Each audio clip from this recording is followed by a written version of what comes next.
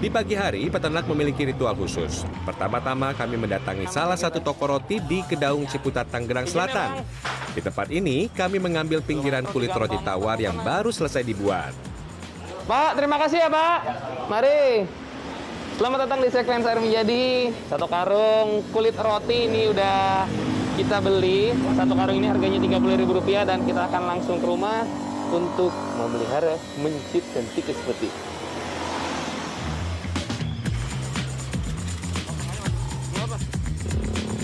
Selanjutnya kami berangkat ke tukang kayu untuk mengambil serbuk kayu sebagai alas tikus. Oke. Pagi Bang. Serbuk terbaik berasal dari kayu jenis meranti atau jati Belanda karena berwarna dominan putih. Kalau si serbuk kayunya ini nih nanti buat alasnya si tikus, ya Bang ya. Kita ambil dulu, bedanya yang ini tidak bayar. Oh, diikat dulu ya. Takutnya tumpah ngaprak di jalan. Oke, kita lanjut ke tahap berikutnya. Mempersiapkan makanan. Ada nasi, pinggiran roti tawar, dan juga pur. Tidak ada makanan khusus untuk tikus putih, karena hewan pengerat ini merupakan omnivora alias pemakan segala. Kita hanya perlu memperhatikan takarannya. Setelah semuanya tercampur, waktunya memberi makan 1.000 lebih indukan dan anakan tikus. Dalam sehari, tikus hanya diberi makan 1 kali, namun porsi ini bisa ditambah jika ingin mempercepat proses pembesaran. Idealnya, tikus makan sekitar 10 hingga 15% dari bobot tubuhnya. Makanan tikus harus mengandung protein, lemak, serta serat kasar. Kebutuhan atas protein didapat dari buah atau sayuran, namun jenis makanan tersebut bisa juga didapat dari pur. Sementara, karbohidrat dan serat kasar diperoleh dari ampas roti.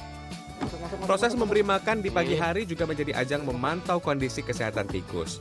Jika ada tikus yang enggan makan atau cenderung tidak aktif, maka akan dipisahkan di kandang khusus. Oke, waktunya makan, feeding time. Sekotak ini ada sekitar 100-an tikus ya.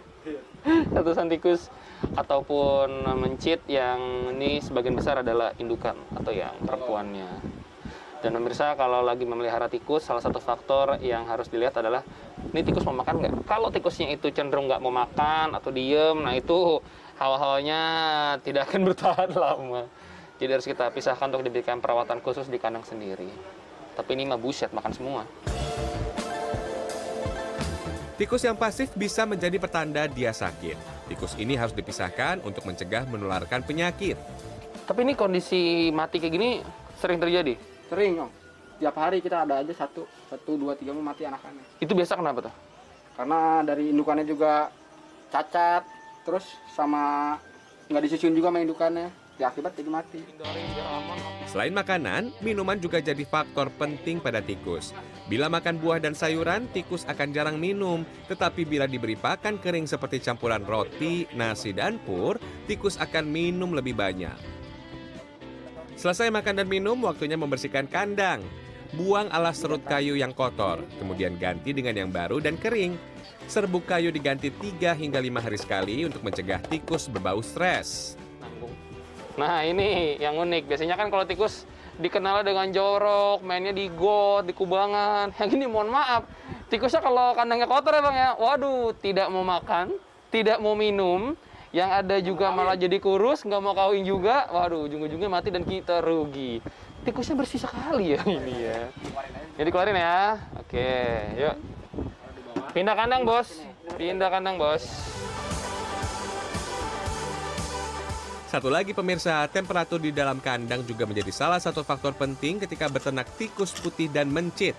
Kandang harus sejuk dan memiliki sirkulasi udara yang baik, serta tidak terpapar sinar matahari langsung. Sebab, bila terlalu panas, tikus akan mudah mati akibat heat stroke. Iya, jatuh. Iya, iya, kabur. Kabur. Nah, oke. Udah. Udah gigit. Sekarang waktunya kita mengembang biakan tikus putih dan mencit. Dalam satu kandang ada 1 jantan dan 4 hingga 6 betina. Tikus-tikus ini akan disatukan selama 1 hingga 2 pekan ke depan. Ini akan dikawinkan. Yang ini jantan ya? Iya. Kelaminnya terlihat jantan. Nah ini yang betinanya dan dikawinkannya di satu kandang. Perbandingannya? 1:4. 1:4. 1 jantan, 4 betina. 4 betinanya ya. Oke. Wah, ini besar sekali. Berapa lama didiamkannya biasa? Paling seminggu, 2 minggu udah hamil. Hamil ya. Nah, ini dia tikus yang baru lahir. Anak tikus dan induknya akan dirawat di kandang khusus selama 3 pekan ke depan. For your info pemirsa, tikus peliharaan dapat hidup hingga 4 tahun dengan perawatan yang tepat. Sementara tikus liar mampu bertahan sampai 3 tahun. Wush. Aduh. Dia kalau sedang masa kawin tuh emang lebih sensitif ya. Aduh. Ini cakara keluar semua nih. Ngeruk-ngeruk. Ini lagi ngisi. Berapa hari lagi Bang biasanya dia? Paling 2 hari. 2 hari ya? Hari udah beranak. Sehari udah melahirkan. Ada 2 cara pengembang biakan tikus, inbreeding atau outbreeding. Inbreeding atau perkawinan sedara biasanya dihindari oleh para peternak karena presentasi tikus menjadi wobbling atau terjadi kecacatan lebih tinggi dibanding perkawinan tidak sedara atau outbreeding. Namun ada juga peneliti yang membutuhkan tikus jenis ini, salah satunya untuk meneliti tikus dengan imun lebih lemah dari tikus kebanyakan. Tikus yang berusia 3 pekan sudah bisa dijual sebagai makanan reptil, sedangkan tikus yang digunakan untuk penelitian minimal berusia 3 bulan atau masuk kategori dewasa. Tikus putih yang dijual ke laboratorium berbobot 150 hingga 200 gram per ekor, sementara mencit memiliki bobot 20-30 gram per ekor. Ini kemarin tikus yang sempat dikarantina atau dipisahkan dari tikus-tikus lainnya karena kemarin sempat agak ada memerah di bagian mata karena takut menginfeksi ke tikus yang lain, tapi ternyata enggak, dia udah fine, sudah sembuh secara total. Dan tikus-tikus yang seperti inilah yang nantinya akan dijadikan penelitian. Ini buntutnya tidak putus, badannya juga tidak ada luka, tidak ada penyakit kulit ya, dalam tanda kutip. Matanya juga merah sempurna, bobotnya juga pas dengan usianya sekitar 3-4 bulan. Sudah bagus. Pandemi COVID-19 membuat pesanan dari sejumlah laboratorium, sekolah, atau universitas menyusut.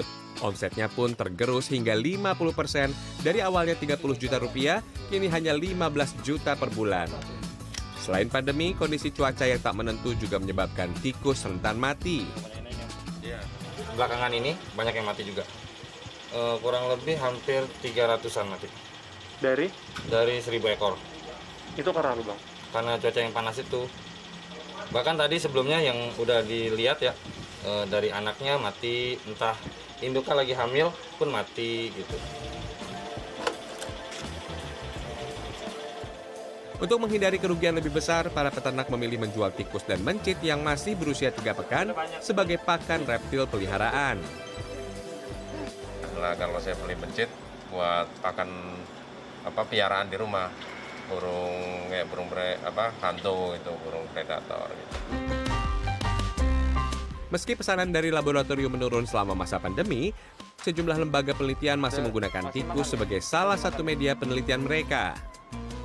Nah, beberapa penelitian yang kami lakukan diantaranya adalah kami ingin melihat apakah ada daun ketepeng badak dapat meningkatkan imunitas seseorang. Kita badak dan ini kita ujikan dulu pada mencit sebelum kita berikan pada manusia. Selain itu kita juga melakukan uji tanaman mengkudu sebagai antihipertensi. Kemarin juga di gambar itu ada pengujian yang mengukur tekanan darah dari tikus itu. Meski omsetnya menjanjikan, ingat jika ingin beternak tikus harus fokus pada pemberian pakan. Kedua, jangan sampai tikus kepanasan ya, karena akan mudah mati dan ujung-ujungnya rugi. Bagaimana? Tertarik menjadi peternak tikus atau justru pemirsa geli memegangnya? Rian Fernando, Dwi Agung Yuldiarto, Tangerang Selatan, Banten.